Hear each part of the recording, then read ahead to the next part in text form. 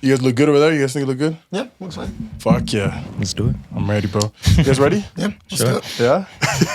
He said, sure. As ready as we'll ever be. Let's do it. Okay. Today I have two dope homies, young entrepreneurs, event planners, event coordinators, promoters, and badasses. My guest, Kaleb and Hampton. Yeah, I think I butchered that shit, but I pronounced it wrong. It works for me. I get called so many different things. That might as well be one of them.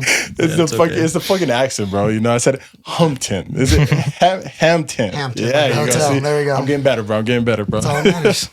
So I'm excited for this episode, man. Me too. I feel like you guys are very quiet. Yeah. I'm a secluded person. I just keep to myself most of the time. But. Now, I feel like it's important to showcase and highlight you guys' process and everything you're doing, What is it that you guys do? There's so much. As far as like when you see a concert flyer, we're the guys that basically prepare everything beforehand up to the day that we announce the flyer. So like booking the venue, doing all the contracts with the artists and management, booking the production, and making sure that basically everyth's all ready to go. So then when you do announce the show, you can just worry about promoting it. Does it get difficult? Yeah. How stressful is it? It's not for the weak-minded. You'll see a lot of people come and go in the event industry, and it's just because they expect so much different results, and when they get into it, they're just like, "Damn, like this sucks." I feel like a lot of things are like that, though, right? Yeah. Like we have this image of like, oh, it's gonna be so beautiful, but it's like, no, shit gets harder. Yeah. It never gets easy. Yeah, you definitely have to see. You have to go through a struggle first before you start to see any kind of good. Dude. I feel like it's the price you gotta pay. It's that pain and struggle, Most definitely. So, where did it all start? Because I know you've been his roommate for a long time, right? Yeah. Yeah. How many years? We lived together for like 4 years. Oh shit. Yeah, but We've known each other. I've known him since I was like 15. Okay. Then when I turned 18, we got an apartment up in Vineyard. Did you guys always throw parties young? Yeah, so I started doing the events when I was 15. Oh shit! How I got into them is kind of strange. I used to do fight nights. Shit! It's kind of like it's a weird story, but anyways, Kimbo's Lights type of shit. Yeah, low key, pretty much, yeah. honestly, yeah. But I was like, I guess like a high scholar kid at my school. Like I cared about my grades, GPA, and like not getting in trouble. So like I was having issues with this kid on the football team, and he was also like trying to get a scholarship for football. So we both like agreed to fight outside of school. So we both didn't like get in trouble or anything. And you charge everybody to watch, huh? And then we were supposed to just do it like just run ones, and but he ended up posting on his story, and Body a shots. whole bunch of people ended up pulling up. And shit! a couple of my friends afterwards was like, yo, that was kind of fun, like you should do it again. And so we just started reaching out to like everyone that we knew had like beef with each other, and we're like, hey, you guys can settle this at a fight night. And got to the point where we'd have like 400 or 500 people all come in. We charge like $5 to watch. And then afterwards, Hampton was working with this guy named Ray, and he threw parties. But Ray reached out to me and was just like, yo, I've seen your stuff, like you bring a lot of people to these fight nights, you should promote parties for me. Damn, bro. Probably like after like 2 years of promoting parties for him, I was just like, I can do this on my own. Damn. I don't know. I'm 15 years old, bro. That's young. Yeah. Started my first company was called Unit 3. It was started with me and my other 2 good friends that I went to high school with. But then when I turned 18, they kind of just gave up the whole party thing. And then I retired Unit 3 and then just continued using my personal name. When you guys, I feel like, at that time, have you guys watched Project X? Yeah. I would love to replicate it. Yeah, that's just it's a little more unrealistic when it comes to the law. But Yeah. I mean, it's possible. It's just Yeah, the cops will shut it down so quick. Fuck. That's more of, I didn't mean we're going to be breaking the law. I meant more of the cops are coming. Yeah, But like, imagine the legendary stories from that, bro. that'd be so cool. Everybody will know who the We'll have fuck to he buy is. our own house before we do that shit. Yeah, that's true. No, it's did you guys hear that they're trying to do part 2?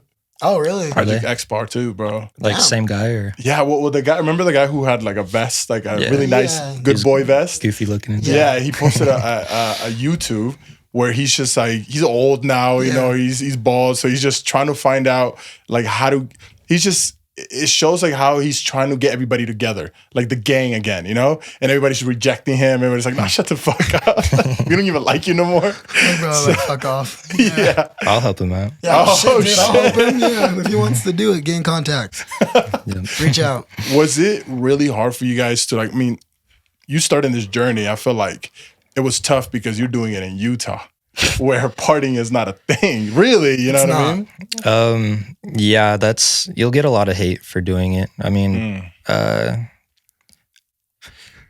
don't even really know how to put it into like words, but I mean, the parties are fun, but people that like don't attend them, they just, from what they see, they're like, oh, it's a party that you have to pay money to get into. It's like, it's dry. It's like they can't like get fucked up there or anything. So like Yeah.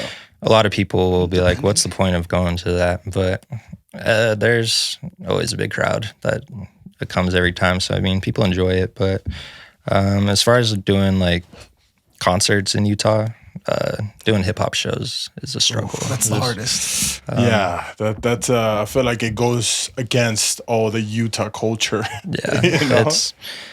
I don't know. Doing hip hop shows in Utah compared to like for example, when we brought Polo G out here, like we were expecting to get like 6,000 plus people because that's what he averages in like other states. Like he did 6,000 plus in New Mexico, and so we were just like, oh, he can for sure get that here, but nope. Like hip hop's just such a like people love listening to it, but it's the least listened to genre in Utah. It's like, They Really? don't want their kids going to the shows either. yeah, That's so but true. Yeah, like, they don't want their kids there's always- subjected. my events usually don't have fights, but that's like parents will expect that fights will happen. And Mosh pits, huh? yeah, mosh pits, drugs Damn. being passed around, and so it's hard. Yeah, it's rough some days. There's- It's rough some days to get through it, but honestly, we do a good job. The main reason, like, we've been kind of like weaning away from the parties and stuff because we're getting a little. We're not old yet, but we're getting Make sure older. it's more up like that. Oh. Like I got you. this. There you go. That's perfect. Cool. Yeah, Yeah, you guys are getting older, huh? yeah. We're not like old yet. I mean, I'm older than him. I'm 23, so Okay. we're getting older, and we can't really be doing that as much. We don't have the. You guys act like you're 30, bro. I know. Well, when Yeah. you're in the industry for That- like that this is long true, and you've yeah. been doing it, like you get tired. Like 'Cause it's I every don't weekend. sleep. Like we don't sleep.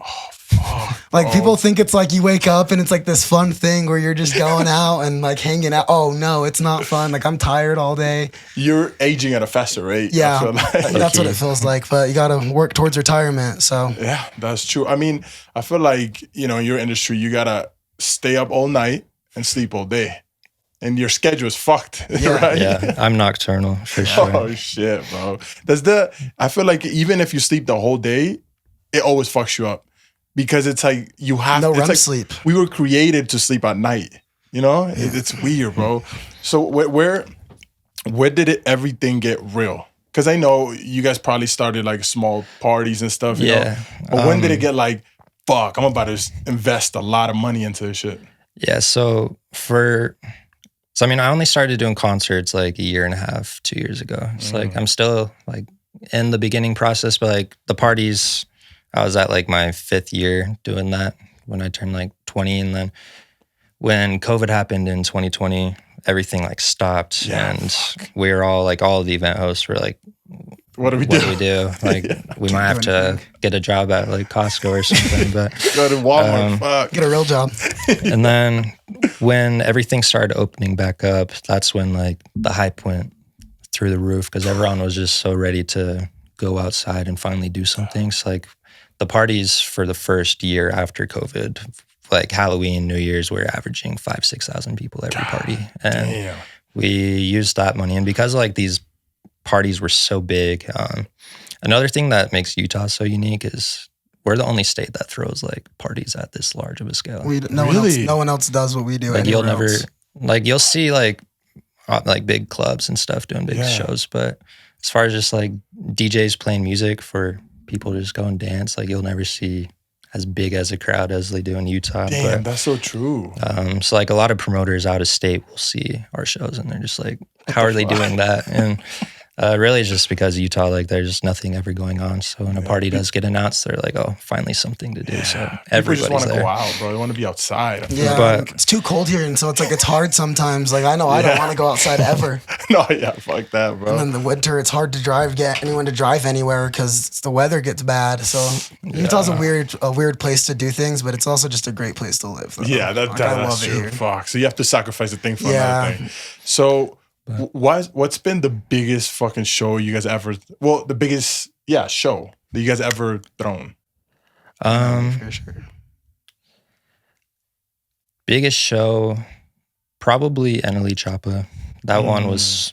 So we ended up selling more tickets than like the venue allowed us to, like capacity wise. Where the fuck were people sitting? It fits more than their capacity says. It's just the fire regulations. You have to be able. Yeah, so. Yeah, that's true. But yeah, we packed up Eneli Chapa. Damn.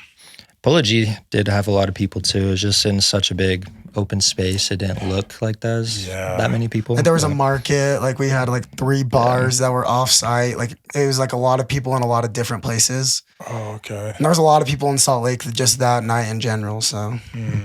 Yeah, I remember watching that. That shit was dope, bro. Yeah, it was. Eneli was a character. It's always fun meeting rappers. It's always interesting. It's 50-50 because you're either disappointed or you love them even more than you did before. Like some rappers, you meet them and you're just like, wow, because like you look up to this. Eneli's like a really cool dude. Really good guy.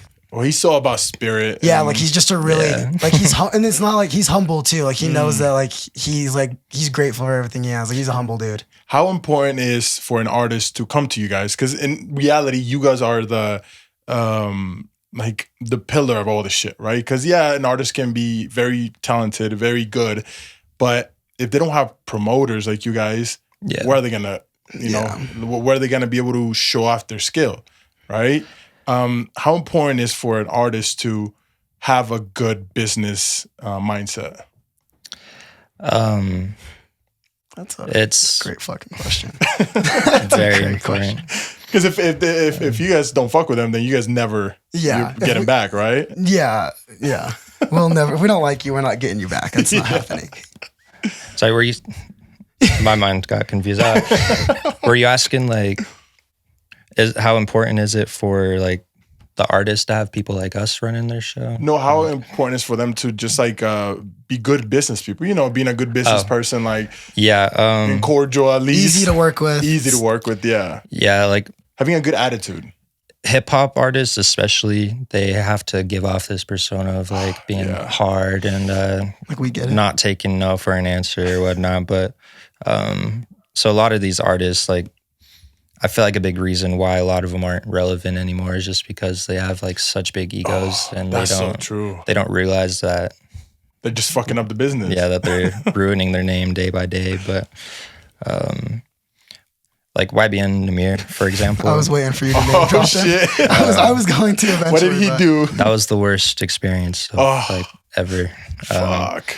He just acted like Drake. He thought he was Drake. Like God. He just does weird business. Like we booked him for $5,000 to perform 3 songs, and it was just 3 songs Halloween guest party. Appearance, okay. Like it was just a guest appearance. But so we had him perform Apostaba, Run Off the Paint, and bounce out with that. But right before he gets on the stage, he was just like, "Yo, just letting you know, like I can perform extra song, but it's just a band per song." And I was like, "Oh no, just perform the 3." What the fuck? We don't want you to do more, bro. Yo, we're good. We already signed something. Like, this is a Halloween party. Like it's not a concert. Like people are just here to hear you sing your 3 songs. Your only 3 songs you got. And he ends up performing like 5 songs, and then he gets off the stage and was like, "I need 2 bands." And I was just like, "You're not getting that." No one's giving you 2 that's bands, bro. so fucked up. He tried pressing me, and then the whole time I was just staring at him because he's like a midget. He's like 5'4", and I was just looking at him like, dude, I would love for you to try something. The security that are with you right now are paid for by us, buddy. Like they're not gonna help what the you. fuck? They're not gonna help you. Like,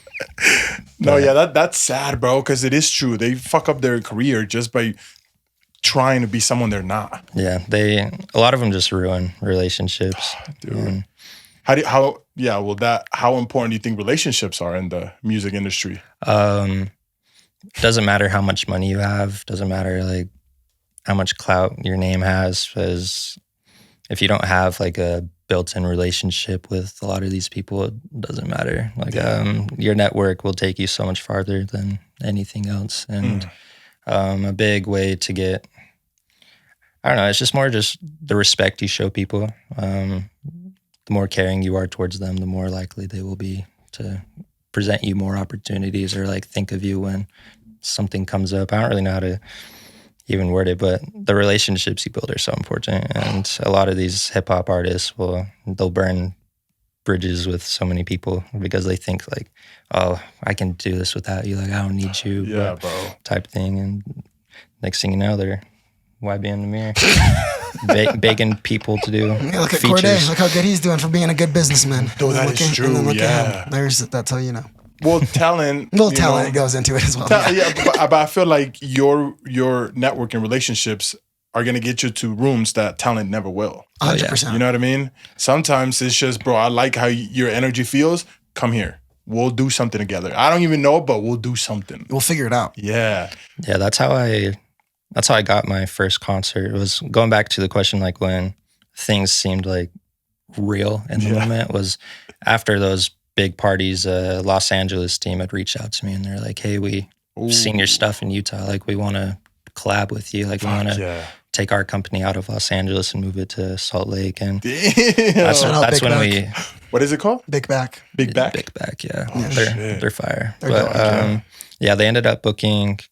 I booked the Complex, and they ended up bringing Shorty, Rucci, and Jake Rich. That was like my first ever concert. It was kind of cool, but just because of the relationship that I was able to build with them over the past few months, and showing them that like I do put in a lot of work, and that seemed like it's a worthy investment for them to make. But because of just the relationship I built with them, I feel like if I didn't take time to get to know them and really show them like who I am as a person, they probably would have never done that show. And if that show never happened, then I would do an event still. I'd still just be throwing parties, not doing concerts. So every show you do will just, like after that one, it just opens up doors for you. So have you ever been taken advantage of? Us?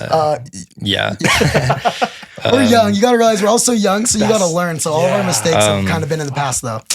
So being like the guy that, young is probably the biggest thing. It's like when I did that Shorty show, I was 19. And like when I did Polo G, I was 20. And then those guys at 21. And it's like I'm almost 22. But when you're reaching out to like all these managers or locking in these artists and doing contracts, negotiating prices and whatnot, like that was me doing that. And a lot of them would always try to just, take advantage and finesse like a higher price just because they think I'm young and gullible and I don't know what I'm doing. But then I'll always just shut it down and be like, why are you trying to do this to me right now? Yeah. But when you're negotiating, it's all about what leverage do you have? Yeah. Right? So how do you, where did you get that knowledge of like knowing exactly how to negotiate? It's all self-taught. It's kind of just you go by numbers, trial and error. Like you experiment one time. Like basically every event you do is just a learning experience. Yeah, but, every time. We've definitely fucked up a couple of times, but when you fuck up, you're just like, all right, like now I know not to do that again for the next show. Negotiating is so it's hard. Interesting because I was watching this video that like changed my life, and it was how to negotiate, right? Oh yeah. And it said the market will do what it does, so you need to just try it out. So let's say you're charging $400, right? If you want to, you can always charge $600 and see how the market reacts. Mm-hmm.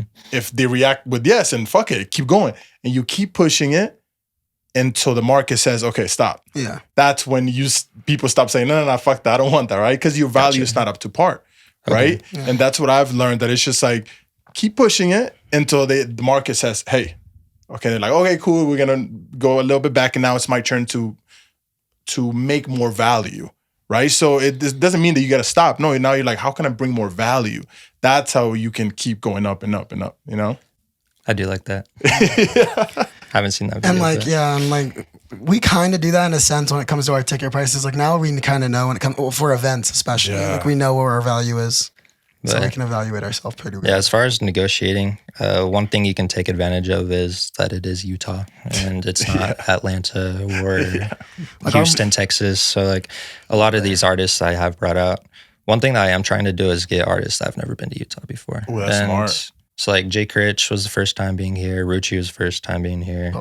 Polo G was the first time being here. Same with Eneli. Like most of the artists we brought out was the first time. But because it's their first time, they don't know like how many tickets they can actually sell. So you can use that to your advantage and be like, this is Utah. Like everyone listens to country and indie here. So like hip hop doesn't sell like you would in other cities. So like you can negotiate like a lower price because of that. And then be like, if the show does sell it, like I'll give you like a sellout bonus to make it up to whatever price you're originally asking for. But 9 out of 10 times they're not going to sell out. So you don't ever have to give them that bonus. So it is kind of nice. But we're very last minute buyers here in Utah too. Yeah, people are very last minute when they buy anything. So you never know how your ticket sales really are truly doing until like the week of or like a couple days before. Well, yeah, that's I suck because I went to the Bud Bunny concert. Yeah, and it was like at the last minute, like they were so expensive, and then the last minute they were like cheaper, and I was like, fuck, I should have waited just a little bit more. They're probably just trying to fill it up as much as they can. Exactly. But at the end of the day, it's all how can you fill out all the seats that are there? Yeah, you know. That's the hardest part. We'd love to get Bad Bunny. We're not there yet. Oh fuck, dude. We'll get there. I don't even know what I was gonna say. My mind keeps blinking. Yeah, we had a long night. Last night we got very drunk. Yeah. Oh, okay. It wasn't the best idea. I'm recovering. So what's been the biggest loss? Lost? Yeah. I don't know if my business partners would get mad at me. I wouldn't even. We plead the fifth on that. We have lost before. A lot of people when they obviously social media isn't what your like real life is.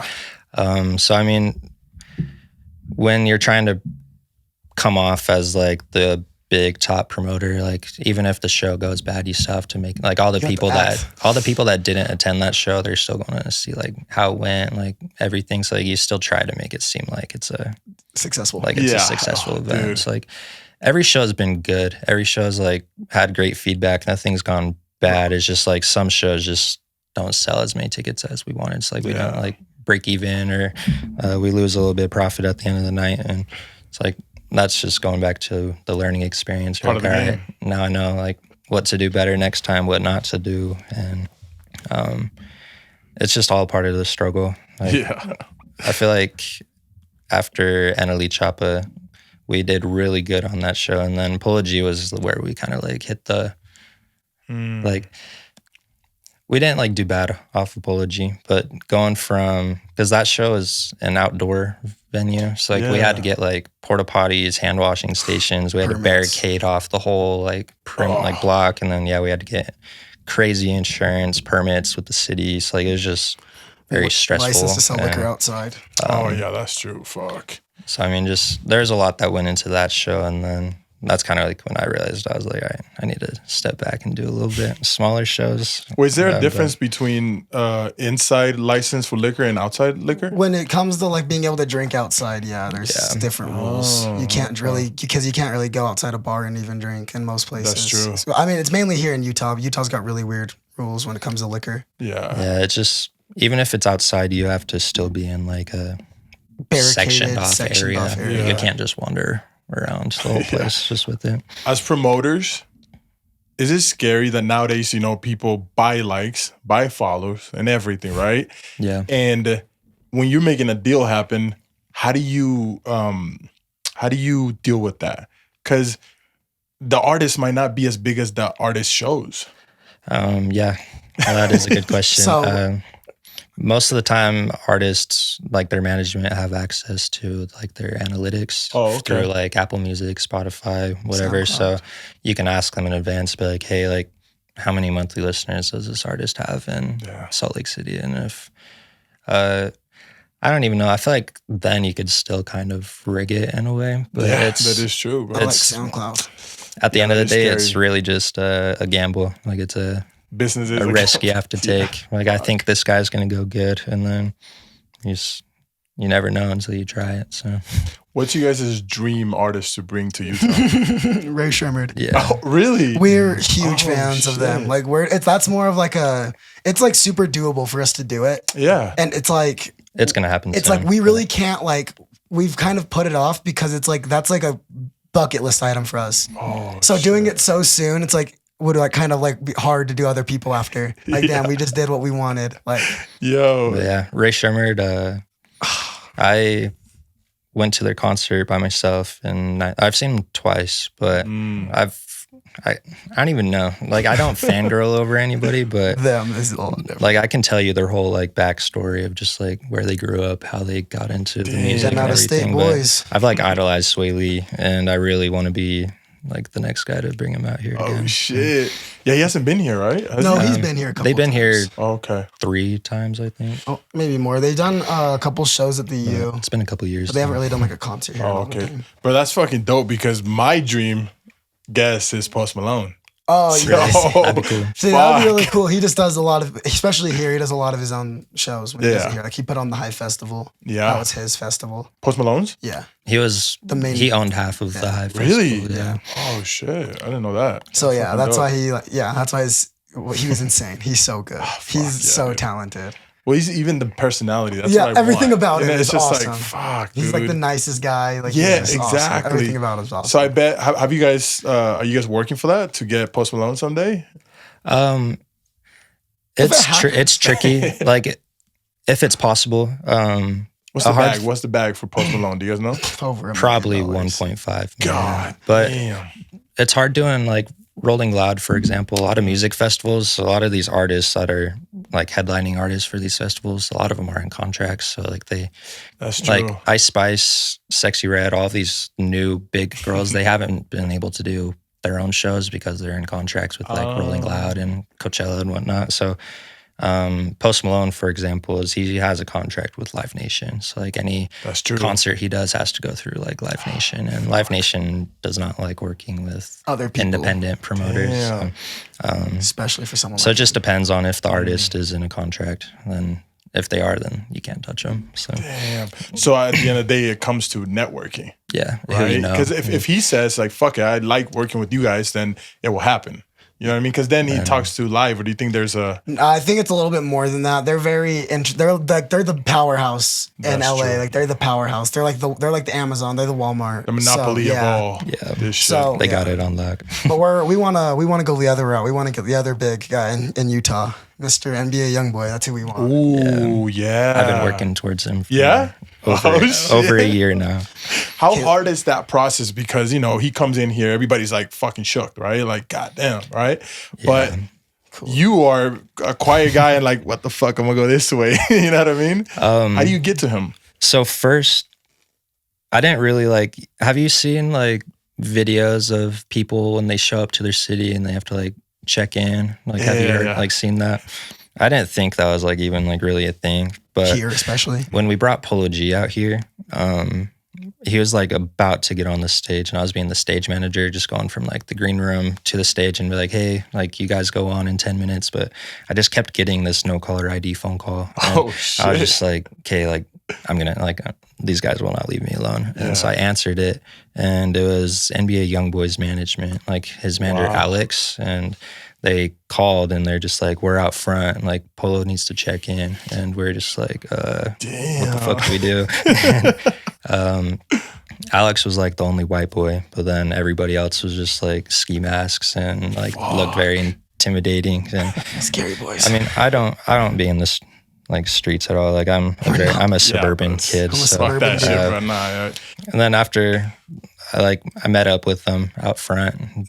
I didn't bring Polo out, but I grabbed his DJ. So I was like, you need to come talk to these boys. And then they had a conversation. And then while they were talking, I was talking to like some of their other people. And I was just like, yeah, this is my show. Like, I'm doing this, like, no beef, no nothing. Like, I'm just trying to, like, Polo's never been here, and I know people want to see him perform. So. Market. But I ended up getting Alex to follow me on Instagram, and like from that, I've been able to like talk to him a little bit. But the only reason why he hasn't been able to do any kind of shows is just because he's obviously on house arrest still. But he should have been off of house arrest a while ago. But for what I've heard is he just keeps on like violating his parole. God like, damn it. He just keeps on getting in more trouble. But keeps going outside. Fuck. Yeah, like I don't blame him. There's just been like so many weird like scenarios that have happened in the past few months. I've like for example, I usually go to this one barber in Ogden, but he was busy and I needed to get my hair cut for the Lil Skies concert. So I ended up going on this app called like Booksy or whatever. And I just selected this random barber and then the barber ended up being I don't know if you saw a video of like YoungBoy giving a man like cash in a Target parking lot. Oh yeah, I saw that. But that like he's a barber and he was just like, yeah, like I just like got blessed by YoungBoy last week. And I was just like, it's so weird. Like, I just feel like it's gotta happen. Like, yeah, it's gotta happen. Just like the amount of like strange occurrences like that, and I feel like something's going to. Bro, energy is so important, bro. Like, I can feel it. Like, I know something's gonna shake. I'm telling you, I just had, because I keep saying in every fucking episode, Post Malone. And it's like things just like start connecting. I don't know if it is just the energy you're giving. It's energy. But there's connecting. Either I know it's more bodyguard. Just speaking it into existence. Yeah, exactly. And not just that, like if I tell you, now that energy transfer to you. Yeah. And they're thinking that's gonna happen too. So it's a constant like sharing. I just want to play Apex with him. What? I just want to play Apex with him. Oh, I thought you said you played Apex. No, I just want to. I just want to. That'd be fun, actually. That'd be fucking dope. But it is true. It's just when you focus on something, it's like the universe gets out of the way. Yeah. And it's like, here you go. But it gives you the tools. And the tools are usually very hard. That's when the struggle comes in. Yeah. And are you ready for this? So it's coming, but there's gonna be a lot of bullshit with it. No, I'm very aware of that. But yeah, no, you're right. It's a lot of things will get like thrown right in front of you, and it's at that point it's up to you if you want to like actually pursue it. Like if you miss out on that opportunity, then just know somebody else is going to take it. And you're gonna miss out and just be so sad. But so any opportunity that gets presented to me, I'll always take it. Yeah, bro. At least take it seriously and see if it's worth it. No. So you guys got something big coming. Yeah. Really big. It's like the Avengers of Utah when it comes to promotion. Doing these shows, one thing, I don't care what anybody says, you can't do it alone. Oh. And you'll see a lot of people try to do stuff by themselves, independent, it just never works out. But I've realized if like I want to take it to the next level and go from doing the 2,500 cap rooms to stadium shows, like I need to put together like a team, I guess is the best way to put it. But another big issue too is like the past like year and a half or two, it's just been like 3-4 of us, and we've just ran up the shows and just like done everything ourselves. But then there's teams like Live Nation, Live Night Events, Slick Sound, like they all have like employees that do like everything for them. Yeah, it's like I don't really know how to like word that, but they have like a whole schedule and they can do multiple shows at a time because there's so many of them. It's true. It's true. It's like we realize if we want to even compete with them, we have to also step up our game a little bit. But I'm retiring my name from the events. So like usually when you look on the flyer, it'll be like Kaleb Miser. And, so I'm getting rid of that, and we're all coming together. Me, Simon, Hampton, Walker, Hoodie, and then a guy named Tyler. But we all do shows, after parties, concerts, everything. We all do everything. And then we're coming together and we already created it. It's called Authentic Sounds. Ooh. So that's going to be the next event company, I guess. I'm so excited because, bro, it really is the Avengers of Utah. Like, what the fuck? I want to see, like, bro, when you see that, it's like when there's a group of people or individuals who really work hard, that Bad Bunny seems possible in the near future, you know, because when you're alone, bro, it's so far. It's like, what the fuck? But when you see somebody, like, let's say you have your energy and you see 5 other motherfuckers who have the same energy, you're like, oh, we just need, back then it was 20 steps away. Now it's just 5 steps away if we do it right. Yep. Exactly. Oh, fuck. What is your mission statement with this? With Authentic Sounds? Yeah. At the end of the day, the whole reason I do the events is I just love creating memories for people. They're cool stories for me to tell. So as far as like just a mission statement, as long as we can continue providing more memories and fun experiences for people while also we enjoy doing it at the same time. Yeah. I don't really, to be honest, I don't have a mission statement typed up yet. That was just no, but that's why you do it for. You know what I'm saying? Like we do it because we love what we do. We're good at what we do. We've been doing it all together. We haven't all been doing it together. We've all been doing it separate. So what can we do together? So if we all bring together, we all have such like different resources. Like I've been working at the Utah Creative Chamber in Taylorsville, and it's like a 3-venue.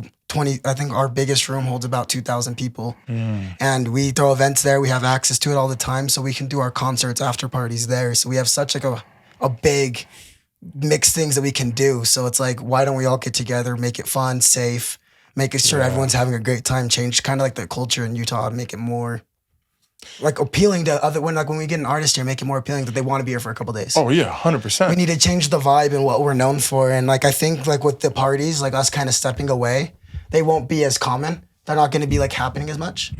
So I think that there'll be more like when we go and we're doing stuff, people will notice more of the culture change. Yeah. So. Yeah. Culture is a big thing that I'm also striving towards as well. Like, my biggest thing is like, I hate hearing, like when I go out to Los Angeles and I hear, or like I tell them I'm from Utah and the first question they ask me is just like, are you Mormon? Like, is there any black people there? Like, it's just like stupid questions. I'm just like, of course there is. But I really want to change everyone's perception of Utah, like that lives outside of it. And aside from, like, Utah has a weird, like, even the people that live in this state, they act strange. So like, when I'm combining, it's like when you do the parties, my crowd's mainly white people. Like it's white kids that go to the parties. But like if you're bringing out hip hop artists, it's typically not always just white people. So like when I'm bringing my crowd of people and combining it with like Walker and Simons and like everybody else's, it goes from just being one straight white crowd to actually like a diverse mixed in crowd. And I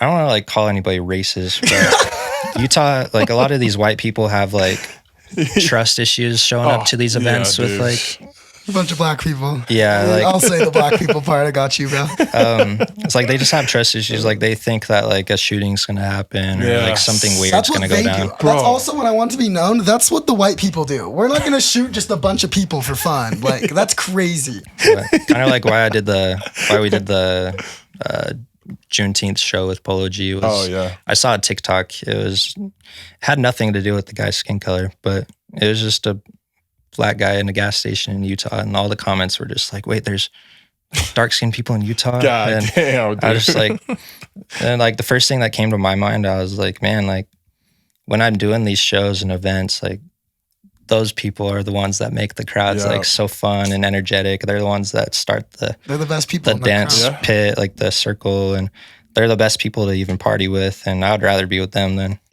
white people. But it's like that's kind of like why we did the Juneteenth, was just so we could show everyone that there is like diversity here. I love that, dude. I love that. I'm trying to slowly just mix all the crowds in. Well, that's how you push the culture, you know? That's how you push the boundary. Like my mission right now, even with this show, it's like, how can I bring those people that other people don't think there is in Utah? Yeah. And I'm like, dude, I have an episode right now with transsexual. But I'm like, to me, it was scary because I was like, fuck, like nobody else is doing it. Because nobody wants to get in that uncomfortable conversation, you know? But it's like, we have people like that here. Oh, that's dope. Like, you know what I mean? And we have different type of people. And I'm like, man, like, you know, a lot of people are scared because they're going to be called gay and all that. Bro, I've been with my girl 10 years. I like vagina. You know what I mean? Like, I love it. So I'm good with that. You know, a lot of people I'm very scared. comfortable with my sexuality, man. I'm not intimidated. Like, just like what? Like, but that's important to like push the boundary of what's going on, right? Like most of my people are Latinos, Black people, but then I have white people. And it's like, how can I show that? Hey, everybody's here, bro. We're living the same as everybody else, you know. At the end of the day, we all bleed the same. Exactly, bro.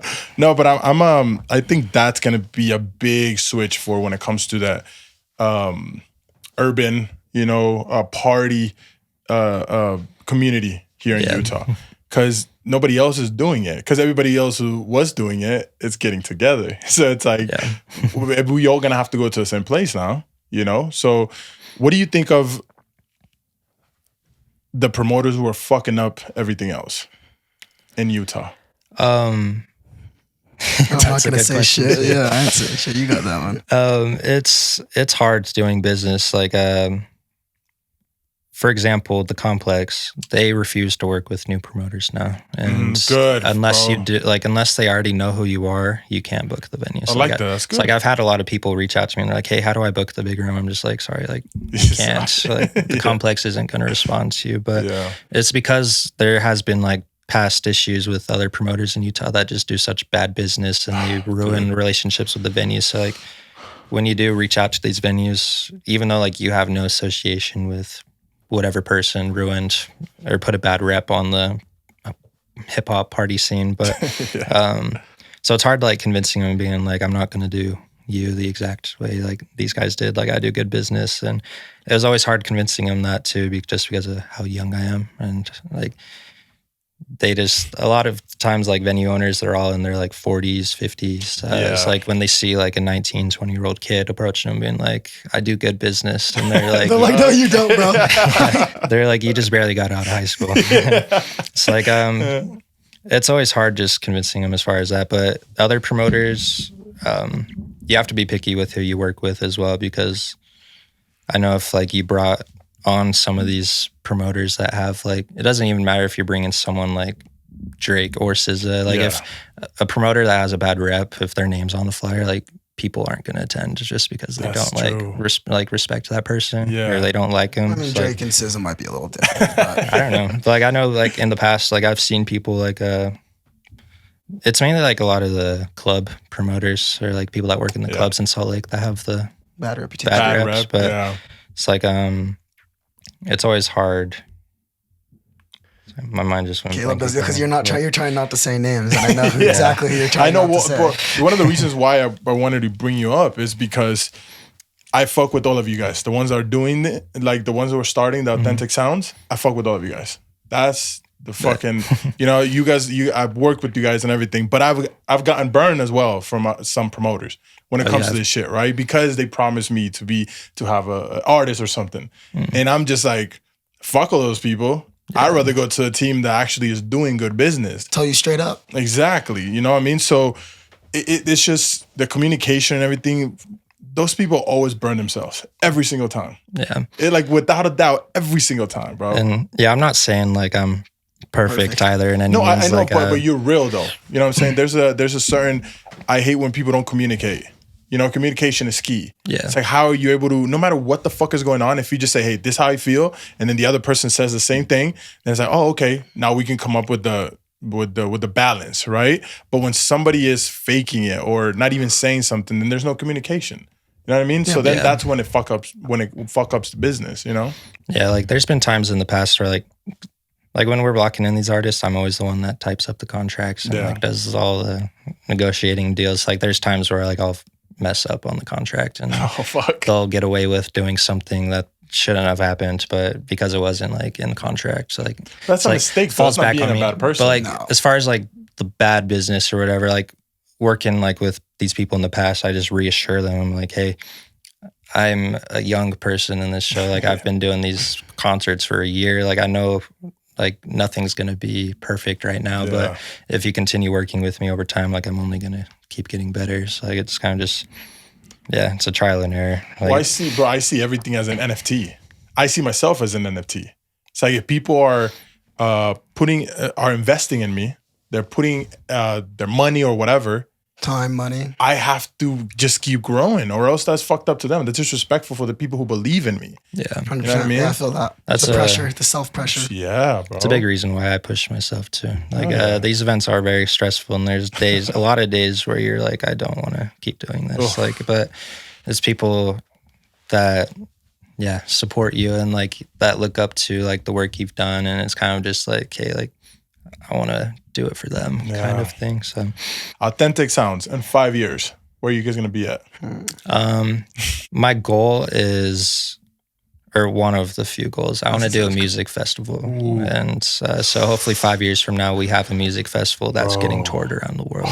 Fuck. Like not just in The main Utah, stop will be. That's gonna be dope. But I think like 3 years from now, I want to take that music festival and take it to like different cities in America. But I hope like 5 years from now, we're able to take it to Berlin or Rome. I don't know. Outside of the country. Germany. Yeah. Foreign. UK. Somewhere cool. But Bro, that's gonna be fucking dope. Mexico. yeah, we have like a whole bunch of just unique events that we, like I can't even like say the specifics. like on the those, specifics of them because I know someone will take the idea. Are But you guys thinking of bringing some Latin artists? yeah, I'm looking into, Ooh. I really want to get young Miko. I don't know if Oh, you've bro, heard of stop her. playing, bro. That's She's gonna be fire, but- hard. There's a guy Baby- named Don Omar. Don Omar. Yeah, he's Don fire. Omar. Hey, See, that's your accent, just like I fucked up with your name. Hey, we're gonna fuck up, and that's how life's gonna go.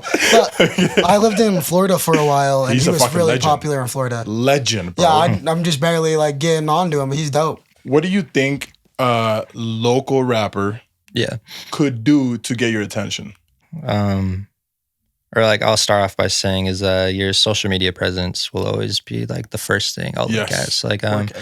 when you look at a local artist and you see their profile and it's just videos of them like rapping like recording off their phone or just like weird edits, but like then you see an artist that has like professional content where they're going out and like hiring a videographer to film their videos or like do professional photo shoots. Like how they portray themselves off of social media is like very like important, and Yeah, bro.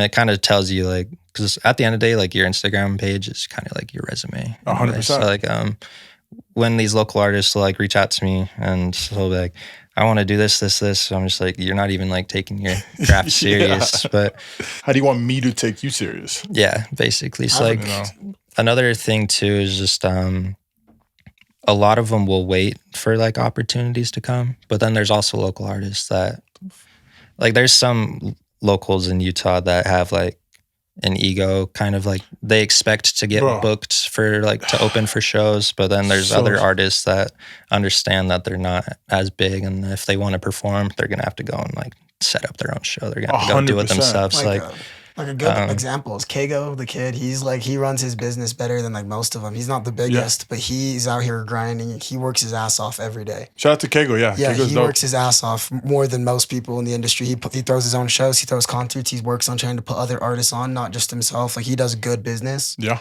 Like he's a great, like if you're trying to like figure out what you need to do with what he said, like look at what Kago's doing. Yeah. Like he might, like maybe you're better than him. Like I'm not saying he's like the best rapper in the world. I'm just saying he models like how he lives his life and how he portrays himself is like what you want to do.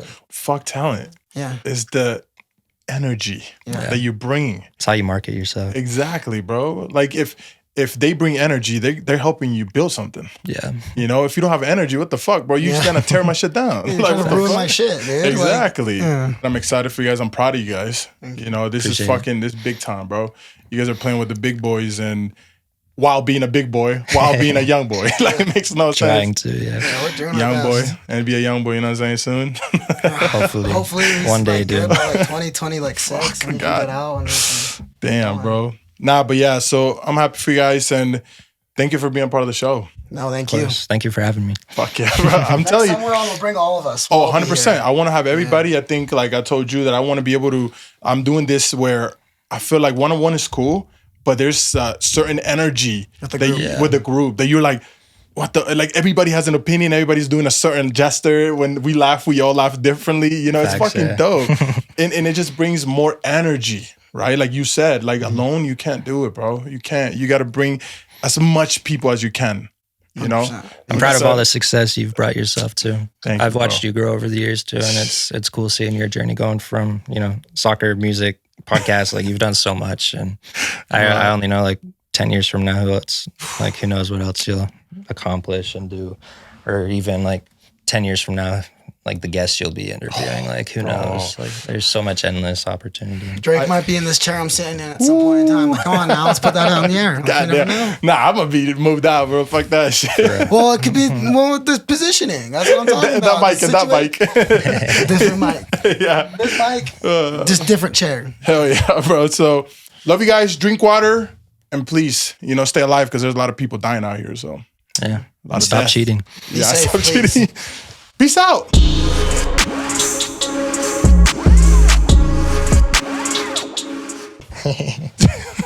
Yo, no, so many people. That was dope, huh? That was dope. That was a vibe. Fuck yeah, bro. I had a good time.